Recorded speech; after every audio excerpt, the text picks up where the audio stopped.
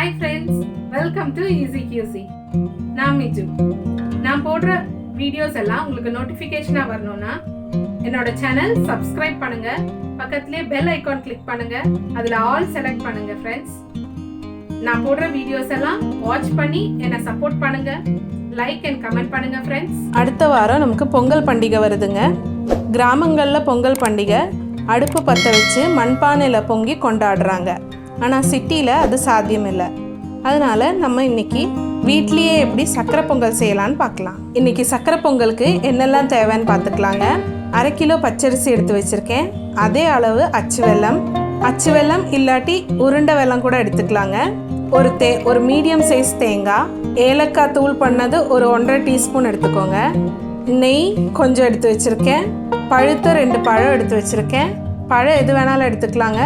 இப்போ நான் பச்சை வாழைப்பழம் எடுத்திருக்கேன். அப்புறம் முந்திரி, திராட்சை, அது நம்ம அளவுக்கு ஏற்ற மாதிரி எடுத்துக்கலாங்க. முதல்ல நம்ம தேங்காய் துருவி வச்சுக்கலாங்க. இந்த வீடியோ புதுசாக பார்க்குறவங்களா இருந்தால் இந்த சேனலை சப்ஸ்கிரைப் பண்ணுங்கள். பக்கத்துலேயே பெல் ஐக்கன் இருக்குது, அதை கிளிக் பண்ணுங்கள். அதில் ஆல் என்ற ஆப்ஷனை செலக்ட் பண்ணுங்கள் ஃப்ரெண்ட்ஸ்.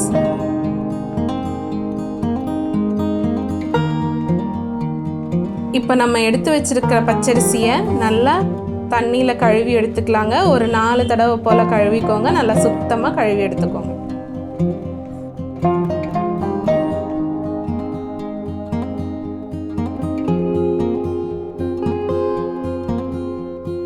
நல்லா கழுவி சுத்தம் பண்ணி எடுத்த பச்சரிசியை ஒரு குக்கரில் போட்டுக்கலாங்க.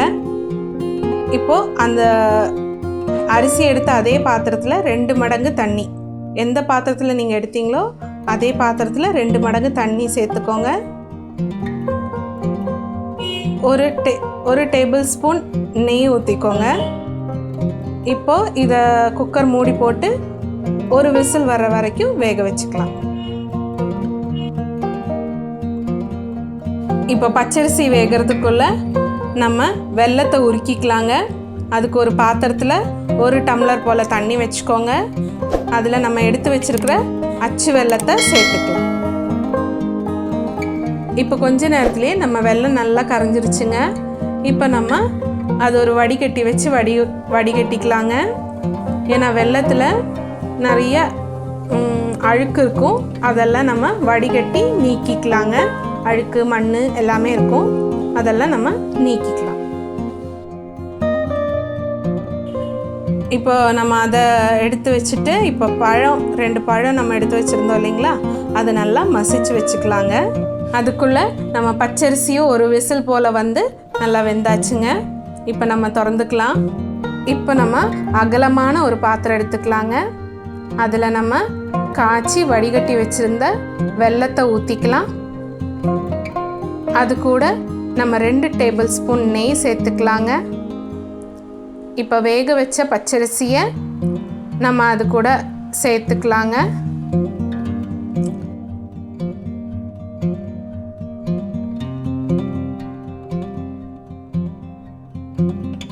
அப்புறம் மசிச்சு வச்ச பழத்தை சேர்த்துக்கலாங்க. அப்புறம் ஒரு தேங்காய் நம்ம துருவி வச்சுருந்தோம், அதுவும் இப்போ சேர்த்து நல்லா கலந்து விடுங்க.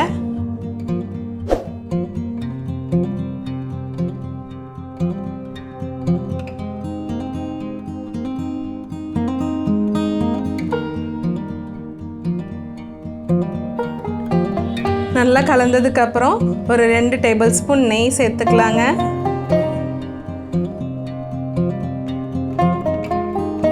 நல்லா கலந்ததுக்கப்புறம் இப்போ நல்லா கொதிக்க விடுங்க. ஒரு 5 நிமிஷம் போல் நல்லா கொதிக்கட்டுங்க. இப்போ நம்ம ஏலக்காய் தூள் சேர்த்துக்கலாங்க.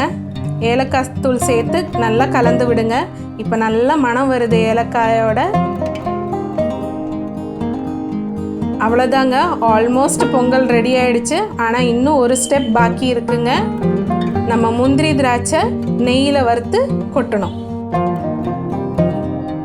இப்போ ஸ்டவ்வை ஆஃப் பண்ணிக்கலாங்க.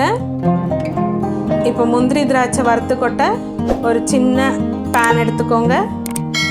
அதில் நெய் ஊற்றிக்கோங்க. இப்போ முந்திரி, திராட்சையை சேர்த்து வறுத்துக்கலாங்க. பாருங்கள், நல்லா வறுத்தாச்சு. நம்ம திராட்சையெல்லாம் நல்லா ரவுண்டாக வந்தாச்சு. இப்போ அவ்வளோதாங்க, நம்ம பொங்கலில் சேர்த்திக்கலாம். சேர்த்து நல்லா கலந்து விடுங்க. அவ்வளோதாங்க, நம்ம சுவையான பொங்கல் ரெடி ஆகிடுச்சு. இப்போ சர்க்கரை பொங்கல் ரெடி ஆகிடுச்சுங்க. நம்ம ஒரு பவுலுக்கு மாற்றிக்கலாம். இந்த தடவை இந்த மாதிரி சர்க்கரை பொங்கல் செஞ்சு செலிப்ரேட் பண்ணுங்கள் ஃப்ரெண்ட்ஸ். இது பிடிச்சிருந்தா சப்ஸ்கிரைப், லைக் அண்ட் கமெண்ட் பண்ணுங்கள்.